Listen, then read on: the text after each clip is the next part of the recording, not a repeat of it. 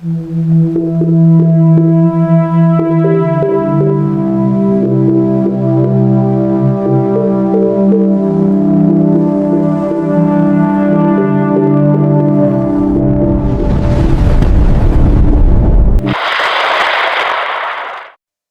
araw po sa inyong lahat, mga kababayan.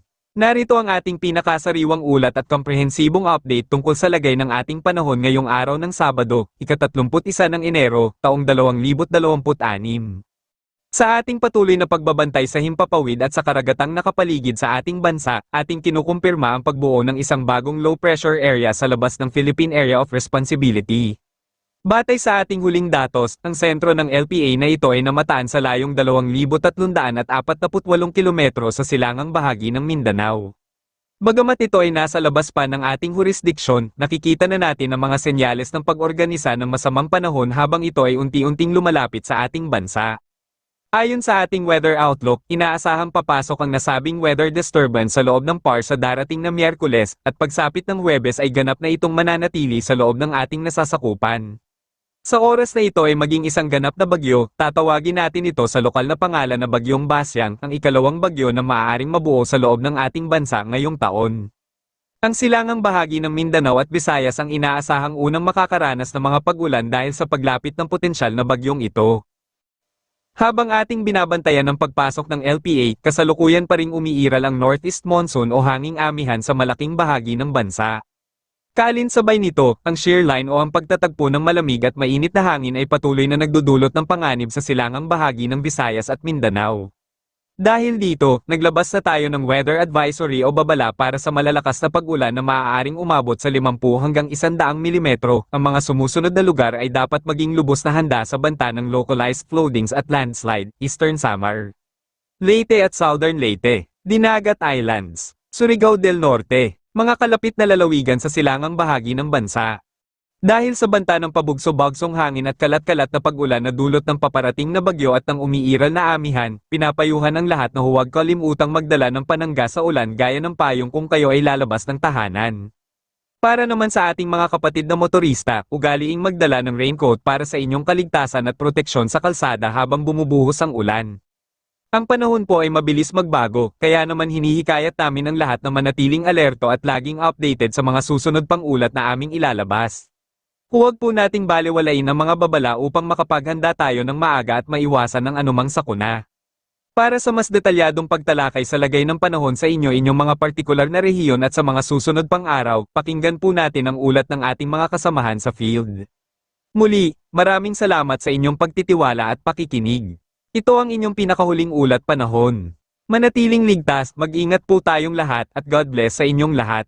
Patuloy pa rin pong epekto ng dalawang weather systems sa ating bansa.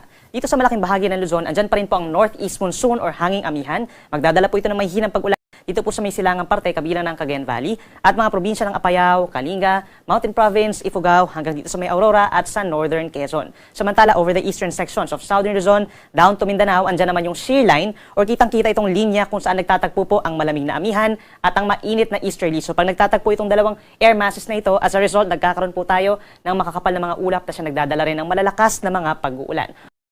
Mataas ang tsansa ng ulan sa may Catanduanes, Albay, Sorsogon, Masbate, down to Eastern Visayas, Central Visayas, sa halos buong Northern Mindanao, down to Caraga Region and Davao Oriental. Mag-ingat sa banta ng mga pagbaha at pagguho ng lupa at mag-ingat din po sa mga paminsan-minsang malalakas na mga pag-ulan nga at mag-ingat din sa possible po ng mga advisories and heavy rainfall warnings. For the rest of Mindanao, asahan din ng mga localized thunderstorms o yung mga pulu-pulo lamang ng mga pag-ulan or pagkidlat pagkulog.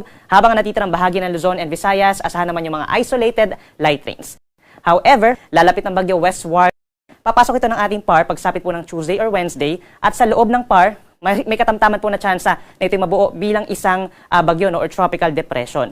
Inaasahan po pagsapit ng Wednesday and Thursday, lalapit ng bagyo westward or low pressure area westward, papunta po dito sa may eastern sections po ng Visayas and Mindanao. So maring sa kalagitnaan po ng susunod na linggo hanggang sa weekend of next week ay magiging maulan over Visayas and Mindanao. Patuloy po na magantabay sa ating mga updates dahil posible pa mabago yung senaryo natin at para naman sa lagay ng panahon The last day po of January, asahan pa rin ang maulap na kalangitan at kalat-kalat ng mga pag-ulan over the southern portion of Bicol Region. Kabilang na dyan ang Catanduanes pa rin, Albay, Sorsogon at Masbate. Yan po ay dahil pa rin sa shear line o yung banggaan ng mainit at malamig na hangin.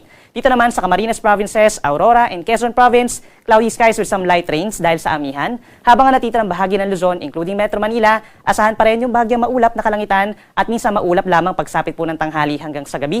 Sasama din po yan ng mga pulupulong may hinang pag-ulan in some areas, habang dito sa Metro Manila at mga nearby areas pa, maliit lamang po ang tsansa ng mga pag-ulan. For Metro Manila tomorrow, range of temperature is from 22 to 30 degrees Celsius. Sa may Tagaytay, 20 to 27 degrees. At pinakamalamig pa rin sa Cordillera Region, kagaya sa may Baguio City, presko from 13 to 23 degrees Celsius.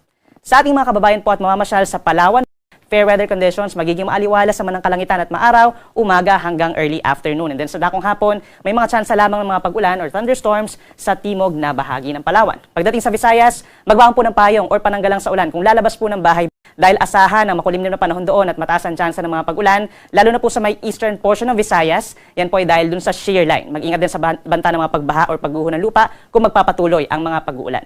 For Puerto Princesa, temperature 24 to 31 degrees. Habang sa may Metro Cebu, hindi kainitan, 23 to 28 degrees Celsius.